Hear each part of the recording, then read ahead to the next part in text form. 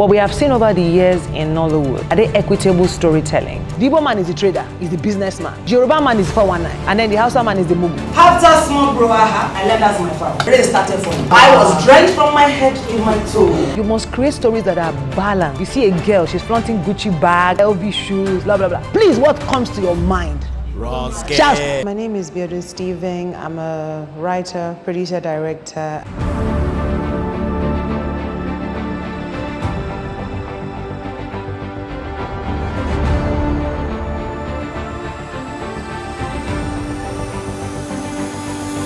Biodun Stephen is a Nigerian filmmaker whose work quietly, consistently, and deliberately shifts the narrative around women on screen.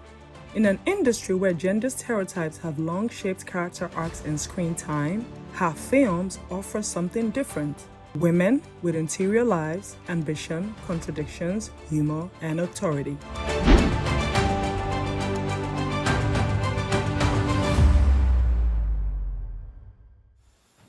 When you think about gender equity, you're thinking, oh, something is not favoring woman and then it's favoring, then you realize that no, it's not just about that. It's about culture, it's about societal norms, it's just a whole lot. And just a better and a clearer understanding that gender equity is not really about the difference in man and woman, but it's really acknowledging our difference and offering an equal opportunity, taking into consideration our differences.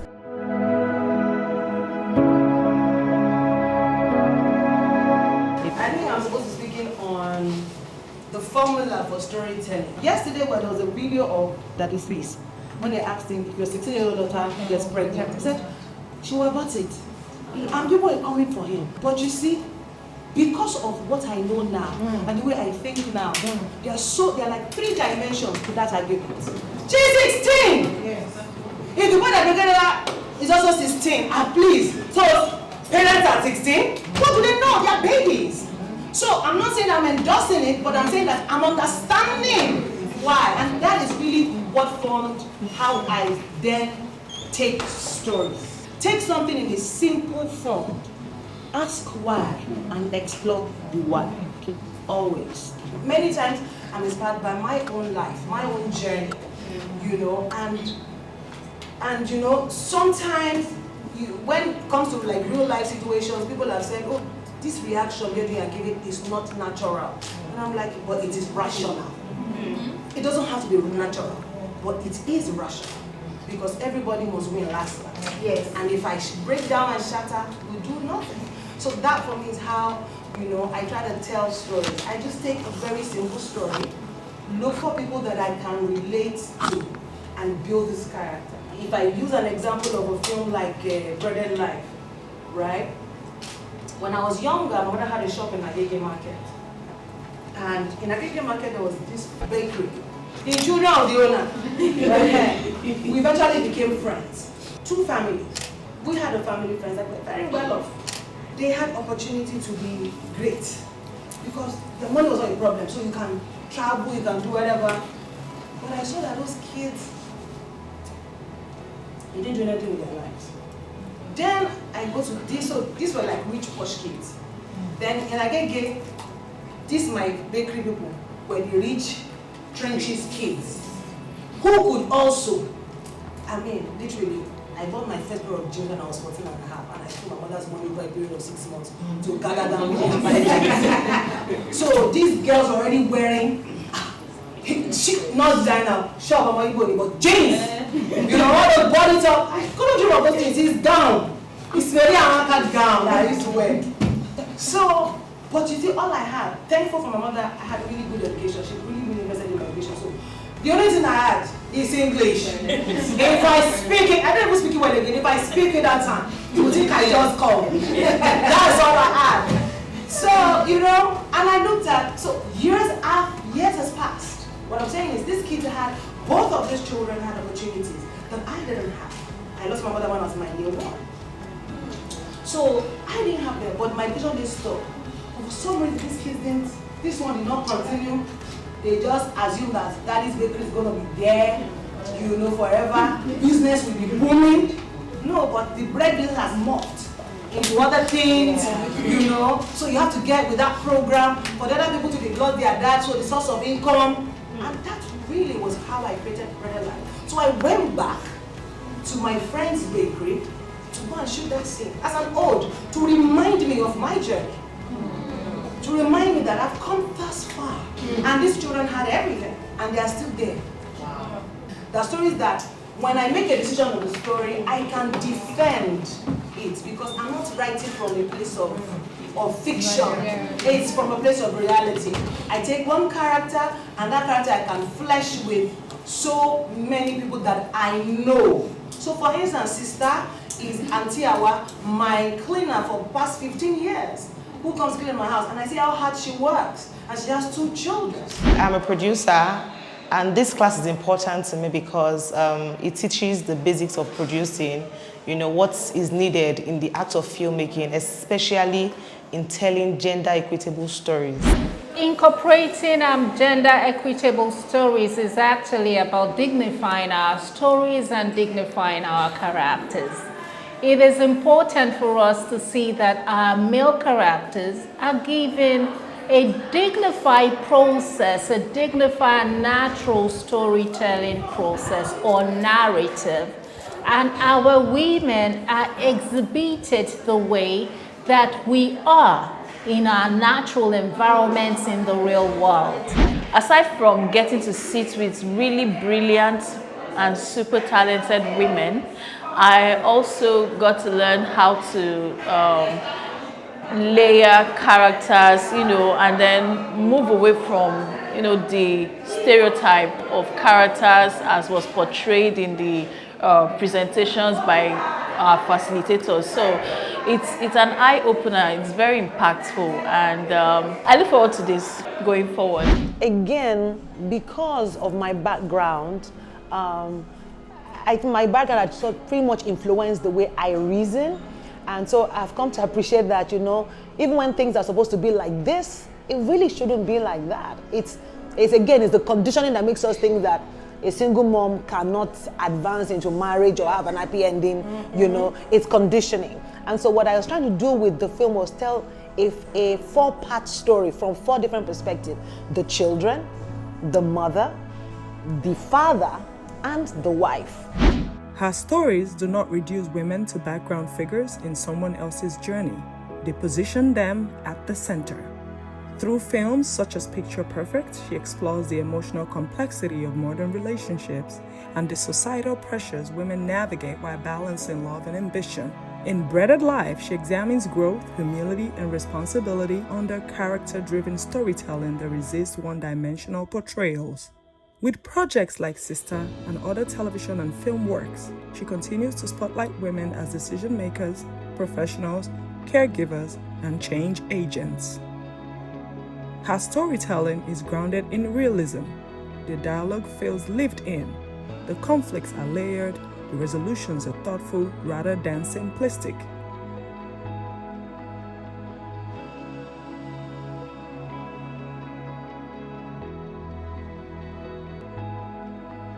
Many a times we've seen Nollywood has been a celebration of stereotypes. What are stereotypes? Stereotypes are the cliches that you and I see. So for instance, and I always like to use an analogy to sort of describe when I'm talking about stereotypes.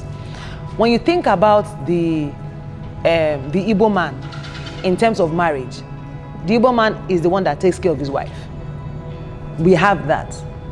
The Yoruba men are the Yoruba demons, right? And then, well, that's a stereotype. I don't really care whether you are one of the different. You get. And then the Hausa man is what? So when you, in fact, just think about it, let's talk about it even in terms of career. The Igbo man is the trader, is the businessman. The Yoruba man is the 419. And then the Hausa man is the mugu. And you see it every time on screen. Not just on screen, it's what we've been told. And just like that, many of the things that you do as you are growing up, you keep going back to what you are familiar with. You keep going back to, because it's your comfort, but so it doesn't mean that what you're familiar with many times is right or is wrong. It's just because that is what you're used to. My sister here drinks coffee every morning. I don't like coffee. It gives me the shakes. But she cannot function without having a cup of coffee in the morning.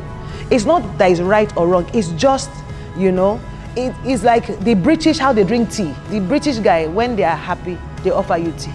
When you are mourning, they offer you tea. And let me tell you, if you grow up in that kind of household, when you have your own family, you will be a tea drinker, you know. And so many times as storytellers, we many times write from a place of what we know. But we're saying that give us equal opportunities, however, take into consideration my differences. Which means, for instance, if I'm a woman and I'm on my period, you have to understand that, okay, for this number of days, I'm not going to be available. It does not diminish my worth. It does not diminish my value, because that is how we've sort of projected women, that women are weak, women are, you know, but how can you say a woman is weak when a woman is raising 4 children, going to the farm, cooking, doing homework, prayer warrior, still servicing a guy in the night? And all of God's job is to go and provide. Do you know what I'm saying? So that narrative has been something that we've been handed over for years, where people just assume, you know, they are the weaker being. It's like when you see a woman driving the car, and the woman does not say, "Now, woman, what do you mean? I've seen worse drivers than are men." Do you understand? And so when we begin to think about these stereotypes, these cliches, we begin to understand that no, there's something wrong. And one of the greatest avenues that has endorsed these stereotypes is television. I think that even just simply put would be, if you imagine how Nollywood was, it used to be, it belonged to the men. The Nollywood of now belongs to the women, you know. And I think that knowing what we know now, it's no longer a case of one gender owns it, this other gender takes over. And where we are going now is both of us can equally sit on the table, you know. And I think that's what we're evolving to, that collaboration. It's no longer a case of what men can do, women can do better. Yes. We're no longer in that narrative. Where we should be evolving to, where I see us in a couple of years now, is that togetherness. For me, I think it's an opportunity to also relearn, also share what I know so far, and even examine what I know so far.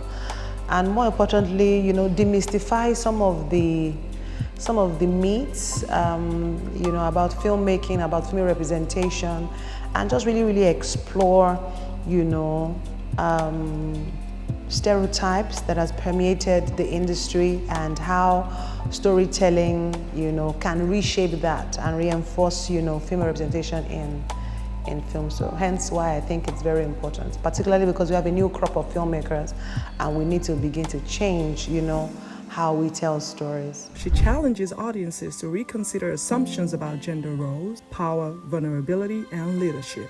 But her contribution to gender equitable storytelling extends beyond the screen. Behind the camera, Biodun Stephen creates space.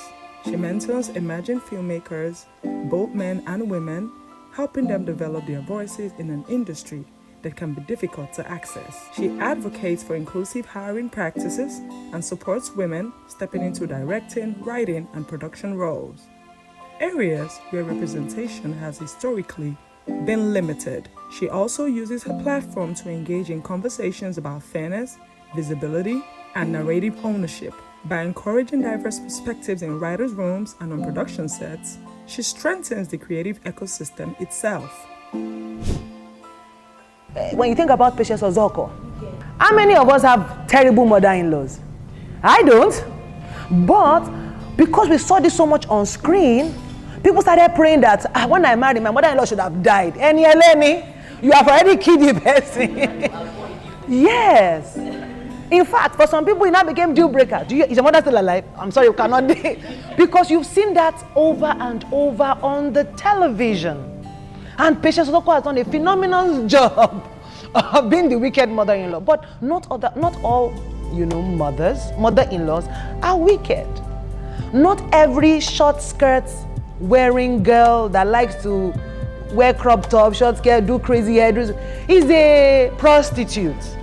There are prostitutes that wear, forgive me, that wear purdah. So because we keep showing that, that is the only picture we have in our heads. So if a woman now says, oh, I want to be with a man that can take care of me, aka gold digger, let's be honest. You see a girl, she's flaunting Gucci bag, flaunting LV shoes, blah, blah, blah. Please, what comes to your mind? Yes, there's a big girl, there's a smile. Is it big girl, big? Yeah, she has followed man. It does not matter to you whether the girl is from a rich home, whether she inherited money from her family, whether she's even like even when a woman is saying, I'm self-made, we are still doubting. Because we just believe that at the bottom of that money is a man. Because we have sold it in films many times that the only person that can remove you from this penury is a man. Why is the Agbero always the Yoruba boy? And why is the ritualist the Igbo man? Every time. We have to start looking at these dynamics because these things are reinforcing narratives that are wrong.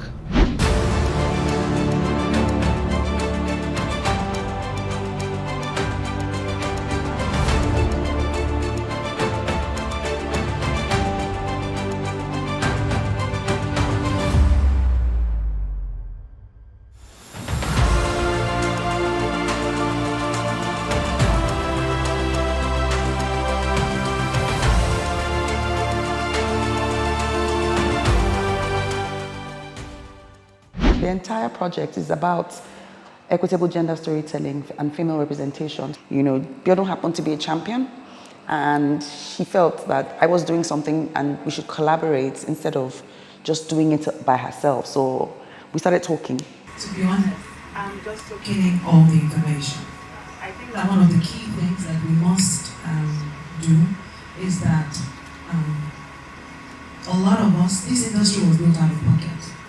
A lot of us are doing this work fueled by passion, not because you're making anything, to be honest, surviving by God's grace. It is not an easy industry to be. And as Amisha was talking about collaboration, access, and I'm here just thinking about the young new filmmakers. Even me. I'm thinking, the stars, they have it easy. The actors, they have it easy. But for somebody behind the scene, walking to any place, they first look at you. Who are you? And I've seen this happening, and I'm thinking about the young, the young filmmakers who are saying to them, oh, just be persistent, just even getting an opportunity to speak, to even pitch.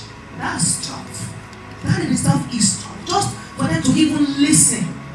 I mean, I'm not afraid of no, because I know that the worst you can say is no. But just listen to me. That is tough. So we should not, I feel like, let's try and balance these conversations. Because just getting through that door, from the gates man, they have already signed you up and clearly catered to me. So I think that it is such a tough thing, but I think that more importantly, is that when we make this kind of love out of passion, we also need to educate the audience. Earlier on, the conversations with the critics was really, really important. But I also think that the critics also have a job to do, and their job is not just to criticize the film, but also educate the audience. The audience don't even know sometimes what they are watching. And I'll give an example. I was having this conversation a few minutes ago. And you see, the audience also determines the kind of film we are making, because literally everybody is trying to make a film to impress the audience. So where they train you, first 15 minutes you sort of introduce the actor and build up reasons why this actor will play that way. But Nigerians like bad goes from the first scene. So that is why sometimes you feel like the film looks like a collection of kids. Because that is what they like. Once the film is 15 minutes and the building story is dragging, so I think that this whole collaboration is not just between me and producer. Audience collaborate with us. Understand well. Because those things are also helping us.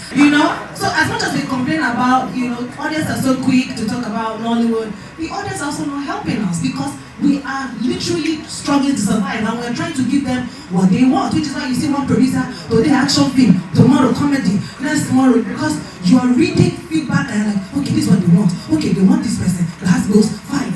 And it's not helping favorite things I've experienced today is just being in a room with people you've heard about since you're literally a child. We just had a session with Wale Adeliga, and it was so insightful. Yeah, it's just generally meeting people like Biodun Stephen and Chile Abraham, and it's been a great time. Yeah. Events like this are very beneficial to filmmakers. I know filmmakers just want to be on set. I know we just want to tell our stories. But when we gather like this, we rub minds together. What it helps us to do is, one, there's this creative collaboration in shared ideas. And two, we can pick these shared ideas and then begin to create solutions that can help us build our industry. Female representation and advancement in media. I think it's such an amazing conversation to have right now, where we are having, conversations around gender equity. So yes, I'm passionate to learn about female storytelling, and these are values and themes that we're infusing into our African stories now. So yes, I'm a story consultant. So yes, I'm much interested in that. For Biodun Stevens, equality is not a theme, it's a practice. Her work demonstrates that storytelling is cultural architecture. The stories we tell inform the futures we imagine. So we wanted to approach us from advertising. Okay. Many times we watch maybe like Disney adverts, and you always see that it's depicted as the man is daddy in the living room, watching TV, and mother in the kitchen. I'm trying to create a new type of ad that addresses this traditional stereotype, as well as giving the woman the opportunity to say that her career also matters. Opening scene. So we get another called Belefo. I think that when I got the opportunity to be selected, first I had no idea how much work was involved, how much learning.